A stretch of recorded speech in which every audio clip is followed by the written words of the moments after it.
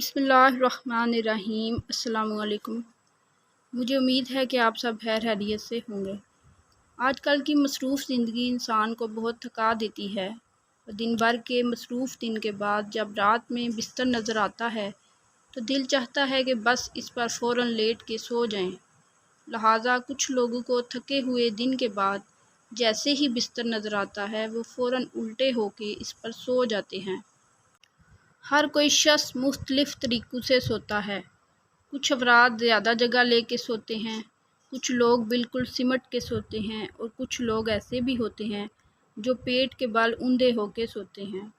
لیکن کیا آپ جانتے ہیں کہ پیٹ کے بل سونا کتنا خطرناک ہے؟ پیٹ کے بل سونا آپ کی گردن اور پیٹھ کے لیے بہت نقصان دہ ہے۔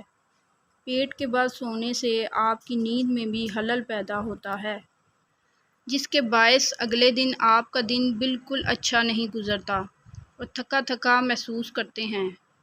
پیٹ کے بل سونے سے آپ کی ریڑھ کی ہڈی میں کھچاؤ پیدا ہو جاتا ہے، جس کے باعث آپ کو سونے میں دقت محسوس ہوتی ہے اور آپ اپنی روٹین کے کام بھی صحیح طور پر سر انجام نہیں دے سکتے۔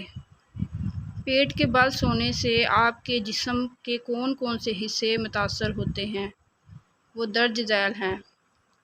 ریڑھ کی ہڈی آپ کے جسم میں ایک اہم کردار ادا کرتی ہے۔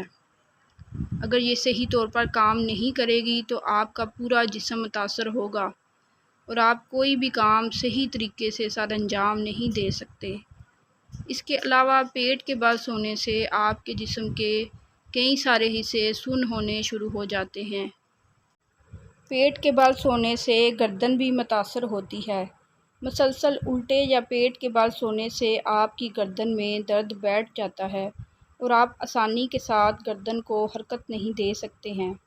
اگر آپ کو پیٹ کے بل سونے کی بہت زیادہ عادت ہے تو آپ اس طرح سوتے ہوئے تکیے کا استعمال بالکل نہیں کریں، یا اگر کریں بھی تو بالکل پتلے تکیے کا استعمال کریں تاکہ اس سے آپ کی گردن میں درد نہیں بیٹھے۔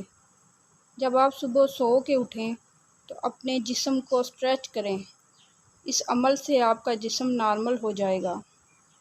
حضرت حفصہ رضی اللہ عنہا سے روایت ہے کہ نبی کریم صلی اللہ علیہ وسلم جب سونے کا ارادہ فرماتے تو اپنا دایاں ہاتھ اپنے رخسار کے نیچے رکھ لیتے، پھر فرماتے، اے اللہ مجھے اس دن اپنے عذاب سے بچائیے جس روز آپ اپنے بندوں کو اٹھائیں گے۔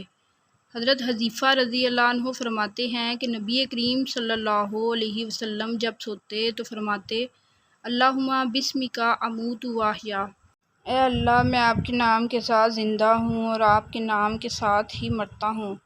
اور جب آپ صلی اللہ علیہ وسلم بیدار ہوتے تو فرماتے، الحمدللہ الذی احیانا بعد ما ماتنا والیہ النشور، تمام تعریف اللہ کی ہے جس نے ہمیں مارنے کے بعد زندہ کیا اور اسی کی طرف لوٹنا ہے۔